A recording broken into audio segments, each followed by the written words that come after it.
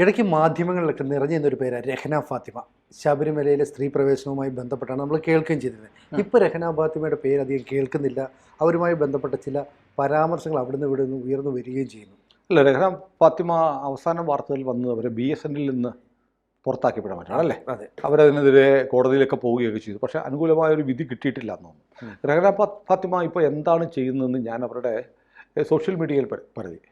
അവരിപ്പോൾ മോഡലിംഗ് ആണ് നടത്തുന്നത്. മോഡലിംഗ് എന്ന് പറഞ്ഞാൽ അവരുടെ മറ്റേ ഫേസ്ബുക്ക് പേജ് എടുത്ത് നോക്കിയാൽ രഹ്ന ഫാത്തിമ പിന്നെ എന്തോടെയുണ്ട് അവരുടെ പേര്, കുറച്ചുകൂടെ നീളമുള്ള പേരാണ്. ആ പേര് അവസാനം പറയാം നമുക്ക്. അപ്പോൾ അവിടെ നോക്കുമ്പോൾ അവർ അർദ്ധനഗ്നയായ വസ്ത്രം ധരിച്ച ഒരുപാട് ഫോട്ടോഷൂട്ടുകളിൽ പങ്കെടുക്കുന്നുണ്ട്. നീന്തൽക്കുളത്തിൽ, സ്വിമ്മിംഗ് പൂളിലും അല്ലാതെയുമൊക്കെ ആയിട്ട് ഉള്ള കുറേ ചിത്രങ്ങൾ നിരന്തരം പോസ്റ്റ് ചെയ്യുന്നുണ്ട്. വേറൊരു ചിത്രം കണ്ടു, ദേഹം മുഴുവൻ കയറല്ല, ഒരു കയറ് തന്നെ, കളേർഡ് കയർ കൊണ്ട് ദേഹത്തിങ്ങനെ കെട്ടി, കൈയും കാലും ഒക്കെ കെട്ടി അവർ പല പോസിൽ ഇരുന്നും കിടന്നുമുള്ള കയറ് മാത്രമേ ഉള്ളൂ. കയറ് അടുപ്പിച്ചടുപ്പിച്ചുള്ള കയറൊന്നുമല്ല, ഇടയ്ക്കിടയ്ക്ക് മാത്രം കയറുള്ള കെട്ടുകൾ മുറുക്കി നിൽക്കുന്ന, വേണമെങ്കിൽ അശ്ലീലമെന്ന് വ്യാഖ്യാനിക്കാവുന്ന ചിത്രങ്ങൾ. മോഡലിംഗ് ആണല്ലോ, അതൊരു കലയാണല്ലോ, അതുകൊണ്ട് നമുക്കൊന്നും പറയാൻ പാടില്ല. അപ്പോൾ അങ്ങനത്തെ കാര്യങ്ങളൊക്കെ ചെയ്ത് ഇപ്പോൾ അവരങ്ങനെ കഴിഞ്ഞുകൂടുകയാണ് രഹ്ന ഫാത്തിമ. അപ്പോൾ അയ്യപ്പനോട് കളിച്ച് ഉള്ള പണിയും പോയി, കേസുമായി ഒക്കെയായിട്ട് കഴിയുന്ന രഹ്ന ഫാത്തിമ ഒരു കേസിൽ പ്രതിയായിരുന്നു, നിരവധി കേസുകളിൽ പ്രതിയായിരുന്നു. അവരുടെ മറ്റൊരു കേസെന്ന് പറഞ്ഞാൽ അത് പറയാം, അത് വഴിയേ പറയാം. ഒരു പുതിയൊരു കേസിൻ്റെ ഒരു പുതിയ ഡെവലപ്മെൻറ്റ് പറഞ്ഞിട്ട് മറ്റു കാര്യങ്ങളിലേക്ക് പോകാം. അവർ ശബരിമല പ്രക്ഷോഭത്തിന് കാരണമാകുന്ന വിവാദങ്ങൾ ഉണ്ടാകുന്ന സമയത്ത് സുപ്രീം കോടതി വിധിയൊക്കെ വന്നതിന് ശേഷം ഇവർ ശബരിമലയ്ക്ക് പോകാൻ കെട്ടുമുറുക്കിയൊക്കെ പോയി. അതിനുശേഷം രഹ്ന ഫാത്തിമ കറുപ്പെടുത്ത് ഇരുമുടിക്കെട്ടുമൊക്കെ ആയിട്ട് അതിനകത്ത് സാനിറ്ററി നാപ്കിനുമായിട്ടൊക്കെ പോയി എന്നൊക്കെ പറഞ്ഞ ആരോപണം ഉണ്ടായിരുന്നു. പക്ഷേ അവരൊരു പോസ്റ്റ് ഇട്ടു, അയ്യപ്പൻ ഇരിക്കുന്നത് പോലെ അർദ്ധനഗ്നയായ ശരീരത്തിൻ്റെ കാലുമൊക്കെ കാണിച്ച് ഇരിക്കുന്നൊരു ചിത്രം അയ്യപ്പൻ ഇരിക്കുന്ന പോസ്റ്റിലിട്ട് ചില കമൻറ്റും ഒക്കെ ആയിട്ടൊരു ഫേസ്ബുക്ക് പോസ്റ്റ് ഇട്ടു. അതേ തുടർന്നൊരു കേസ് വന്നു. ഈ കേസ് പത്തനംതിട്ട കോടതിയിൽ നടന്നുകൊണ്ടിരിക്കുകയായിരുന്നു. കേസ് ഇങ്ങനെ നടന്നുകൊണ്ടിരിക്കെ ഇപ്പോൾ എത്ര വർഷമായി അല്ലേ? അതെ. കേരളത്തിൽ ഇപ്പോൾ K. Surendran, Sasikala teacher, KS Radhakrishnan അടക്കമുള്ള ആളുകൾക്കെതിരെ 100 കണക്കിന് കേസുകൾ കേരളത്തിലെ അങ്ങോളം ഇങ്ങോളം സംസ്ഥാന പോലീസ് രജിസ്റ്റർ ചെയ്തിട്ടുണ്ട്. ആ കേസ് പക്ഷേ അയ്യപ്പനെ ആക്ഷേപിച്ചു, ശബരിമലയെ ആക്ഷേപിച്ചു. കേരളത്തിലെ അല്ല, ലോകത്തെമ്പാടുമുള്ള കോടിക്കണക്കിന് ഹിന്ദുമത വിശ്വാസികളുടെ, അയ്യപ്പനെ സ്നേഹിക്കുന്ന ആരാധിക്കുന്ന ആളുകളുടെ വിശ്വാസത്തെ അപമാനിച്ച, മുറിവേൽപ്പിച്ച ഒരു കേസ് രഹ്ന ഫാത്തിമയുടെ നേരെ രജിസ്റ്റർ ചെയ്തിട്ട് സംസ്ഥാന പോലീസ് അതിൽ ഗുരുതരമായ വീഴ്ചയാണ് വരുത്തിയത്. ഈ കേസ് കൊടുത്തിരുന്നത് BJP നേതാവ് B. രാധാകൃഷ്ണൻ മേനോൻ. അദ്ദേഹമാണ് ഈ കേസ് കൊടുത്തിരുന്നത്. Case Pathanamthitta chief judicial magistrate കോടതിയിൽ ഉണ്ടായിരുന്നപ്പോൾ പോലീസ് കഴിഞ്ഞ മാസം കൊണ്ട് റിപ്പോർട്ട് കൊടുത്തു. റിപ്പോർട്ട് എന്നറിയാമോ? അതായത് ഇവരെ സംബന്ധിച്ചുള്ള വിവരങ്ങളൊന്നും ലഭ്യമല്ല, ഫേസ്ബുക്കിലല്ലേ പോസ്റ്റ് ചെയ്ത്, അപ്പം മെറ്റയിൽ നിന്നുള്ള വിവരങ്ങൾ കിട്ടണം. അതുകൊണ്ട് അതൊന്നും കിട്ടാത്തതുകൊണ്ട് അതൊന്നും ലഭ്യമല്ല. അതുകൊണ്ട് ഈ കേസ് അവസാനിപ്പിക്കാൻ പോവുകയാണ് എന്ന് പറഞ്ഞ് മജിസ്ട്രേറ്റ് കോടതിക്കും CJM കോടതിക്കും രാധാകൃഷ്ണ മേനോനും പോലീസ് അറിയിപ്പ് കൊടുത്തത്. പക്ഷേ പിന്നീട് കേസിൻ്റെ രേഖകൾ പരിശോധിച്ചപ്പോൾ നടന്നതെന്നറിയാമോ? മെറ്റയിൽ നിന്ന് രേഖകൾ കിട്ടണമെങ്കിൽ എന്ത് ചെയ്യണം? മെറ്റയെ സമീപിക്കണം അല്ലേ? മെറ്റയെ സമീപിക്കാൻ ഒരുപക്ഷെ സംസ്ഥാന പോലീസിന് പരിമിതികളുണ്ടെങ്കിൽ കേന്ദ്ര സർക്കാരുമായി ആവശ്യപ്പെട്ടാൽ കേന്ദ്ര സർക്കാരിൻ്റെ കൂടെ സഹായം തേടിയിട്ട് മെറ്റയുടെ പക്കലുള്ള ഡോക്യുമെൻറ്റ്സ്, കാരണം ഒരുപക്ഷെ രഹ്ന ഫാത്തിമ അത് ഡിലീറ്റ് ചെയ്തിട്ടുണ്ടാവാം, അതുകൊണ്ടായിരിക്കാം മെറ്റയുടെ പക്കലുള്ള ഡോക്യുമെൻറ്റ്സ് വേണമെന്ന് പറയുന്നത്. നമ്മൾ സോഷ്യൽ മീഡിയയിൽ നിന്ന്, ഫേസ്ബുക്കിൽ നിന്ന്, വാട്സാപ്പിൽ നിന്ന് ഒരു കാര്യം മായ്ച്ചു കളഞ്ഞാലും പിന്നീട് അത് മെറ്റയിൽ നിന്ന് എടുക്കാൻ പറ്റും. പക്ഷെ അതിനുവേണ്ടി ഒന്നും ചെയ്തിട്ടില്ല. ഒന്നും ചെയ്യാതെ പോലീസ് പറഞ്ഞു ആ മെറ്റയിൽ നിന്നൊന്നും കിട്ടുന്നില്ല, ഫേസ്ബുക്കിൻ്റെ ഉടമസ്ഥരാണല്ലോ മെറ്റ, അതുകൊണ്ട് ഒന്നും കിട്ടാത്തത് കൊണ്ട് ഈ കേസ് മുന്നോട്ട് പോകാൻ പറ്റില്ല എന്നാണ് പറഞ്ഞത്. അപ്പോൾ രാധാകൃഷ്ണ മേനോൻ വീണ്ടും കോടതിയെ സമീപിച്ചിട്ട് പറഞ്ഞു അങ്ങനെ പറയാൻ പറ്റില്ല, കാരണം പോലീസ് രഹ്ന ഫാത്തിമയുടെ പേരിലുള്ള കേസിൽ രഹ്ന ഫാത്തിമയെ സഹായിക്കുന്ന നിലപാടാണ് എടുത്തത്. അവർക്കെതിരെയുള്ള തെളിവുകൾ ലഭ്യമാക്കാൻ മെറ്റയെ സമീപിച്ചിട്ടില്ല, അല്ലെങ്കിൽ ഫേസ്ബുക്കിനെ സമീപിച്ചിട്ടില്ല. അതുകൊണ്ട് ഈ കേസ് അവസാനിപ്പിക്കാൻ പോകുന്നുള്ള വാദം അംഗീകരിക്കരുത് എന്ന് കോടതി പറഞ്ഞു. അപ്പോൾ കോടതി അത് പരിശോധിക്കും. ശരിയാണ്, ഒരു കോടതിയിൽ ഒരാൾക്കെതിരെ പരാതി ഉണ്ടെങ്കിൽ അത് ബന്ധപ്പെട്ട രേഖകൾ പരിശോധിക്കണമെന്നുണ്ടെങ്കിൽ രേഖകൾ പരിശോധിക്കാൻ ലഭ്യമാക്കാനുള്ള നടപടി പോലീസ് എടുക്കണം, അന്വേഷണ ഏജൻസി എടുക്കണം. ഇതൊന്നും എടുക്കാതെ കിട്ടുന്നില്ല, ഇവരെ രക്ഷിക്കാൻ വേണ്ടിയിട്ടാണെന്ന് ബോധ്യപ്പെട്ട കോടതി പറഞ്ഞ് അങ്ങനെ അവസാനിപ്പിക്കാൻ പറ്റില്ല. നിങ്ങൾ മെറ്റയിൽ നിന്ന് ഡോക്യുമെൻ്റ് കിട്ടാനുള്ള ഏർപ്പാട് ചെയ്യണം. ഇത് ഗുരുതരമായ ഒരു ആരോപണമാണ്, ഒരുപാട് പേരുടെ മതവികാരത്തെ വ്രണപ്പെടുത്തിയ കേസാണ്. അതുകൊണ്ട് ഇത് അവസാനിപ്പിക്കാനുള്ള നീക്കം അനുവദിക്കാനാവില്ല എന്ന് പത്തനംതിട്ട ചീഫ് ജുഡീഷ്യൽ മജിസ്ട്രേറ്റ് കോടതി പറഞ്ഞു. ഇത് നമ്മുടെ പത്രങ്ങളിലും മാധ്യമങ്ങളിലും ഒന്നും ചർച്ചയായില്ല. പക്ഷേ ഇതിനകത്തൊരു കള്ളക്കളി എന്ന് പറഞ്ഞാൽ ഇപ്പോൾ അയ്യപ്പ സംഗമം നടത്താൻ പോവുകയാണ് സംസ്ഥാന സർക്കാർ, അല്ലേ? അതെ. തെരഞ്ഞെടുപ്പിന് തൊട്ട് മുമ്പ് വീണ്ടും അയ്യപ്പൻ്റെ ഒരു പേരിൽ ഒരു വികാരം ഉന്നയിച്ച് ഹിന്ദു വോട്ടുകൾ സംഘടിപ്പിക്കാനുള്ള ഒരു ശ്രമം. അല്ലെങ്കിൽ ചിലർ ഭയപ്പെടുന്നുണ്ട്, പമ്പാ നദീതീരത്താണ് ഈ പരിപാടി നടത്താൻ പോകുന്നത്. അവിടെ 3000-ഓളം ആളുകളെ പങ്കെടുപ്പിച്ചുകൊണ്ട് നടത്തുന്ന അയ്യപ്പ സംഗമത്തിൽ ഒരു പക്ഷേ ഇതുപോലത്തെ ഉള്ള ആക്ടിവിസ്റ്റുകളെയും മനീതി സംഘം എന്നൊക്കെ പറഞ്ഞ് കുറേ ആളുകൾ വന്നല്ലോ, ഇവരെയൊക്കെ വിളിച്ചുകൊണ്ട് വന്ന് വീണ്ടും ശബരിമലയിലെ പൂങ്കാവനം, അയ്യപ്പൻ്റെ പൂങ്കാവനങ്ങൾ മലിനമാക്കാനുള്ള ശ്രമമാണോ നടക്കുന്നതെന്ന് ആശങ്കപ്പെടുന്ന കുറേ പേരുണ്ട്. സർക്കാരിന് അയ്യപ്പനോടും ശബരിമലയോടും ഹിന്ദുമത വിശ്വാസികളോടും അയ്യപ്പ ഭക്തരോടും ഒന്നും വലിയ താല്പര്യമൊന്നുമില്ല. കാരണം നമുക്കറിയാമല്ലോ, എല്ലാ വർഷവും ശബരിമലയിൽ എപ്പോൾ നട തുറക്കും, മണ്ഡലകാലം എപ്പോൾ ആരംഭിക്കും എന്നൊക്കെ കൃത്യമായി അറിയാം. അത് മാറി മാറി വരുന്നില്ല, ഒരു നിശ്ചിത സമയത്ത് ആരംഭിക്കുന്നതാണ്. എന്നിട്ട് പോലും അടിസ്ഥാന സൗകര്യങ്ങൾ ഏർപ്പെടുത്തില്ല.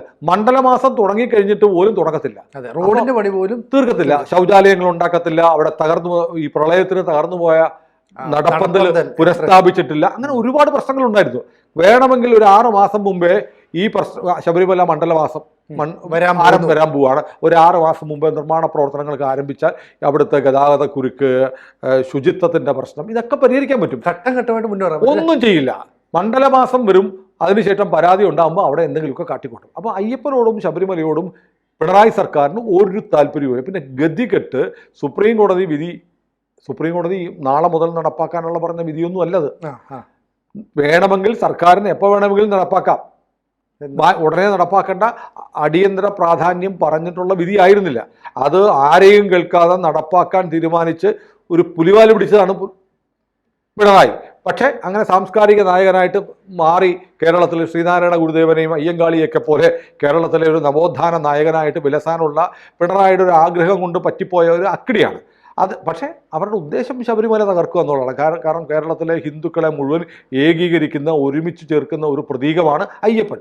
അതുകൊണ്ട് ശബരിമല ക്ഷേത്രം തകർക്കുക എന്നുള്ളത് പണ്ട് മുതലേ ഉള്ള കേരളത്തിലെ ഇടത് വലത് ജിഹാദി എസ്റ്റേറ്റ് മാഫിയാണല്ലോ, ക്രിസ്ത്യൻ എസ്റ്റേറ്റ് മാഫിയാണല്ലോ ശബരിമലയ്ക്ക് തീ വെച്ചത്. അവരുടെയൊക്കെ താല്പര്യമാണ്. അതിന് വരുമാനം വേണം. അതിന് വേണ്ടിയിട്ടുള്ള കാര്യങ്ങൾ ചെയ്യുന്ന അതേ സർക്കാർ ഈ കേസിൽ അയ്യപ്പ വിശ്വാസികളെ അപമാനിച്ച രഹന ഫാത്തിമയെ രക്ഷപ്പെടുത്താൻ വേണ്ടി ഒരു നാടകം കളിച്ചു എന്നാണ് ഇപ്പോൾ വ്യക്തമാകുന്നത്. ഇപ്പോൾ രഹന ഫാത്തിമയുടെ കാര്യത്തിൽ രഹന ഫാത്തിമയെ കോടതി മുമ്പ് സഹായിച്ചിട്ടുണ്ട് കേട്ടോ. രഹന ഫാത്തിമ ഈ വിവാദമൊക്കെ ഉണ്ടായിക്കഴിഞ്ഞ് സിനു ഓർക്കുന്നില്ല, ഒരു ചിത്രം വരച്ചു. അവരുടെ മാറിൽ അവരുടെ മകനെ കൊണ്ടൊരു ഫിനിക്സ് പക്ഷിയുടെ പടം വരച്ചു. ഫിനിക്സ് പക്ഷിയുടെ 14 വയസ്സുള്ള മകനെ കൊണ്ട് അവരുടെ നെഞ്ചത്ത് ഒരു ഫിനിക്സ് പക്ഷിയുടെ പടം വരപ്പിക്കുന്ന ചിത്രം പോസ്റ്റ് ചെയ്തു. അത് നോക്കിക്കൊണ്ട് അവരുടെ 4 വയസ്സോ മറ്റോ ഉള്ള 4 8 മറ്റോ വയസ്സുള്ള മകൾ നോക്കിയായിട്ടുള്ള ചിത്രമാണ്. അത് വലിയ വിവാദമായി, പോലീസ് കേസെടുത്തു. കുട്ടികളെ ലൈംഗികമായി ചൂഷണം ചെയ്യുന്നതിന് തുല്യമാണെന്നൊക്കെ പറഞ്ഞ് കേസ് വന്നു. അങ്ങനെ സെൻട്രൽ പോലീസ് രഹന ഫാത്തിമയെ അറസ്റ്റ് ചെയ്ത് രഹന ഫാത്തിമ ഹൈക്കോടതി ചെന്നു. അപ്പോൾ ജസ്റ്റിസ് കൗസർ എടപ്പകത്തിൻ്റെ ബെഞ്ചിലാണ് ഈ കേസ് പരിഗണിച്ചതെന്നാണ് എൻ്റെ ഓർമ്മ. ഏതായാലും അദ്ദേഹം പറഞ്ഞു, ഇങ്ങനെ സ്ത്രീ ശരീരം എന്ന് പറഞ്ഞാൽ അങ്ങനെ അതിന് ഒരു സ്ത്രീക്ക് സ്വാതന്ത്ര്യമൊക്കെ ഉണ്ട്. പിന്നെ മാത്രമല്ല ഈ എന്താണ് നഗ്നതയും അശ്ലീലതയും എന്ന് പറഞ്ഞാൽ, അശ്ലീലത അല്ലെങ്കിൽ അശ്ലീലം, നഗ്നത എന്ന് പറയുന്ന ഒരു വാക്കിൻ്റെ, നഗ്നത എന്ന് പറഞ്ഞാൽ എപ്പോഴും അശ്ലീലമാണെന്നില്ല. നഗ്നതയ്ക്ക് അശ്ലീല സ്വഭാവത്തിലുള്ള നഗ്നതയും ഉണ്ടാവാം, അല്ലാത്ത നഗ്നതയും ഉണ്ടാവാം. പിന്നെ ഇതൊരു ഒരു നിഷ്കളങ്കമായ ഒരു കലാപരമായ ആവിഷ്കാരമാണ് ആര് നടത്തിയത്? ഈ രഹന ഫാത്തിമ. 14 വയസ്സുള്ള മകനെ കൊണ്ട് നെഞ്ചത്ത് പടം വരപ്പിച്ചത് നിഷ്കളങ്കമായ ഒരു കലാപരമായ ആവിഷ്കാരമാണ്. അതിനകത്ത് ലൈംഗികത, അശ്ലീല ചിത്രം വരച്ചു എന്നൊന്നും കാണേണ്ട കാര്യമില്ല. പിന്നെ മാത്രമല്ല, ഇത് സ്വന്തം കുഞ്ഞുങ്ങളെ കൊണ്ട് വരപ്പിക്കുമ്പോൾ അവരെ ലൈംഗിക താല്പര്യത്തിൽ ഉപയോഗിച്ചു, അല്ലെങ്കിൽ ഒരു സെക്ഷൽ ആക്റ്റിൽ, ഒരു ലൈംഗിക വൃത്തിയിൽ ഏർപ്പെടുത്തി എന്നൊന്നും വ്യാഖ്യാനിക്കാൻ പറ്റില്ല. അത് ഒരു കലയായി കാണണം എന്നൊക്കെ പറഞ്ഞിട്ട് ഹൈക്കോടതി അന്ന് ന്യായം രഹന ഫാത്തിമയെ വിട്ടു. കോടതിയുടെ കാഴ്ചപ്പാട് അങ്ങനെയാണ്, അതായിരിക്കാം ശരി. കോടതിയാണല്ലോ, കോടതി പറയുന്നത്. പിന്നെ അതിനപ്പുറത്ത് വേറെ ഒന്നുമില്ല. അല്ല പിന്നെ അപ്പീൽ പോകണം. ആരപ്പീൽ പോകാൻ? ആർക്കാണ് താല്പര്യം? അല്ല, ഇത് അങ്ങനെയല്ല കുട്ടികളെ. പക്ഷേ സാധാരണഗതിയിൽ അങ്ങനെയൊക്കെ ഈ പ്രായപൂർത്തിയായ ഒരു സ്ത്രീ അവരുടെ 14 വയസ്സുള്ള മകനെ കൊണ്ട് അവരുടെ നഗ്ന ശരീരത്തിൽ പടം വരപ്പിക്കുകയൊക്കെ ചെയ്തു കഴിഞ്ഞാൽ അത് ആ കുട്ടിയെ ദുരുപയോഗം ചെയ്തതാണോ എന്നുള്ള വ്യാഖ്യാനമൊക്കെ വേറെയുണ്ട്. സമൂഹത്തിൽ അങ്ങനെയൊക്കെ സമൂഹം അങ്ങനെ കാണത്തുള്ളൂ. പക്ഷേ ഇത് മകനല്ലേ, അമ്മയുടെ നെഞ്ചല്ലേ, അതുകൊണ്ട് കുഴപ്പമില്ല എന്നൊക്കെ കാണുകയാണെങ്കിൽ അങ്ങനെ. ഏതായാലും അന്ന് രഹന ഫാത്തിമയ്ക്ക് അനുകൂലമായ ഒരു നിലപാട് ഈ കേസിലുണ്ടായിരുന്നു. അപ്പോൾ എന്തൊക്കെയാണെങ്കിലും ഇപ്പോൾ വീണ്ടും രഹന ഫാത്തിമ പെടുകയാണ്. ഈ കേസിലെ നടപടികൾ വീണ്ടും സജീവമാകുന്നു. സംസ്ഥാന പോലീസിന് രഹന ഫാത്തിമയെ രക്ഷിക്കാനുള്ള താല്പര്യം ഉണ്ടെങ്കിലും കോടതി അത് സംഭവിച്ചിട്ടില്ല. രഹന ഫാത്തിമ നിയമ നടപടികൾ നേരിടേണ്ടി വരിക തന്നെ ചെയ്യും. അയ്യപ്പനെ തൊട്ട് കളിച്ച് ആരും രക്ഷപ്പെട്ട ചരിത്രമില്ല. ഞാൻ തുടക്കത്തിൽ പറഞ്ഞല്ലോ, ശബരിമല തീവെപ്പ് അത് കാഞ്ഞിരപ്പള്ളിയിലുള്ള ക്രിസ്ത്യൻ എസ്റ്റേറ്റ് ഉടമകളായ ഏതാനും ചില ആളുകൾ ചെയ്തതാണ്. ആ കുടുംബത്തിൽ ഇപ്പോൾ ആരും ഇല്ല. ആ കുടുംബത്തിലെ ആളുകൾ 2 വർഷം മുമ്പ് ഒരു വെടിവെപ്പ് ഉണ്ടായി. സഹോദരങ്ങൾ തമ്മിൽ വെടിവെച്ച് കൊന്ന ഒരു കേസ് വരെ. കുടുംബം നശിച്ചുപോയി. അയ്യപ്പനെ തൊട്ട് കളിച്ചവരാരും രക്ഷപ്പെട്ട ചരിത്രമില്ല. അയ്യപ്പനോട് കളിക്കുമ്പോൾ സൂക്ഷിക്കണം. അത് രഹന ഫാത്തിമ യിലൂടെ വീണ്ടും, ആ കേസിലൂടെ വീണ്ടും സജീവമാവുകയാണ്. നോക്കൂ, അയ്യപ്പനുമായി ബന്ധപ്പെട്ട്, ശബരിമലയുമായി ബന്ധപ്പെട്ട് അവിടുത്തെ ആചാര ലംഘനത്തിന് കൂട്ടുനിന്ന എല്ലാവരുടെയും ഇപ്പോഴത്തെ അവസ്ഥ എന്താ? അന്നത്തെ ദേവസ്വം ബോർഡ് പ്രസിഡന്റ് ഇപ്പോൾ എവിടെയാ? അദ്ദേഹം പാർട്ടിയിൽ നിന്ന് കറിവേപ്പില പോലെ അദ്ദേഹത്തെ എടുത്തു കളഞ്ഞു അല്ലേ? അദ്ദേഹം പരിതപിച്ച് സോഷ്യൽ മീഡിയ പോസ്റ്റ് ഇട്ടു. പിന്നെ ചിലർ പറയുന്നുണ്ട് നമ്മുടെ സംസ്ഥാന മുഖ്യമന്ത്രിയുടെ ഒരു അവസ്ഥ, അദ്ദേഹത്തിൻ്റെ അവസ്ഥയും ഒരുപാട് അലിഗേഷൻസ് വന്നു. അദ്ദേഹത്തിൻ്റെ ആരോഗ്യസ്ഥിതി മോശമായി, മകളുമായി ബന്ധപ്പെട്ട ഒരുപാട് പ്രശ്നങ്ങൾ. അന്നത്തെ പാർട്ടി സംസ്ഥാന സെക്രട്ടറി ആയിരുന്ന കോടിയേരി ബാലകൃഷ്ണൻ എന്ത് പറ്റി? വീണയുടെ കേസുകൾ അല്ലേ? ബിനീഷ് കോടിയേരി ജയിലിൽ കിടന്നു. ഒരുപാട് സംഭവങ്ങൾ. അപ്പോൾ അങ്ങനെ എണ്ണി പറഞ്ഞാൽ ഒരുപാട് കാര്യങ്ങളുണ്ട്. ഇപ്പോൾ ഇതൊക്കെ അങ്ങനെയൊക്കെ പറയാമോ എന്ന് ചോദിച്ചാൽ അങ്ങനെയും പറയാൻ വേണമെങ്കിൽ. ഈ ചിലരൊക്കെ പറയുമല്ലോ, കൊടുത്താൽ കൊല്ലത്തും കിട്ടുമെന്ന് പറയുന്നതല്ലേ. പണ്ടൊക്കെ പയ്യെ ആയിരുന്നു, ഇപ്പോൾ കയ്യോടെയായിരുന്നു ഭഗവാന്റെ കാര്യം എന്ന് പറയുന്നുണ്ട്. ഏതായാലും അയ്യപ്പൻ നിങ്ങൾ വിചാരിക്കുന്ന പുള്ളിയൊന്നുമല്ല. അയ്യപ്പനിട്ട് പണിയാൻ ശ്രമിച്ചവരെ അയ്യപ്പൻ അങ്ങനൊന്നും വിടത്തില്ല, അനുഭവിച്ചേ പോകൂ. രഹന ഫാത്തിമ ഇപ്പോൾ മോഡലിംഗ് നടത്തുന്നുണ്ട്. മാന്യമായി BSNL എന്ന് പറഞ്ഞ കേന്ദ്ര സംസ്ഥാന സ്ഥാപനത്തിൽ ഒരു അന്തസ്സായ ജോലി ഉണ്ടായിരുന്നു. അപ്പോഴും അവർ മോഡലിംഗ് ചെയ്യുന്നുണ്ടായിരുന്നു കേട്ടോ. പക്ഷേ എനിക്കിപ്പോൾ ഞാനിപ്പോൾ നേരത്തെ പറഞ്ഞല്ലോ, രഹന ഫാത്തിമയുടെ ഫേസ്ബുക്ക് പേജ് ഫുൾ പറയാമെന്ന് ഞാൻ പറയുന്നില്ല. കാരണം അത് പറഞ്ഞു കഴിഞ്ഞാൽ കുട്ടികളൊക്കെ കാണുന്നുണ്ടെങ്കിൽ അവർ ആ പേജ് തുറന്ന് അതിനകത്ത് നഗ്നത ഒരുപാടുണ്ട്.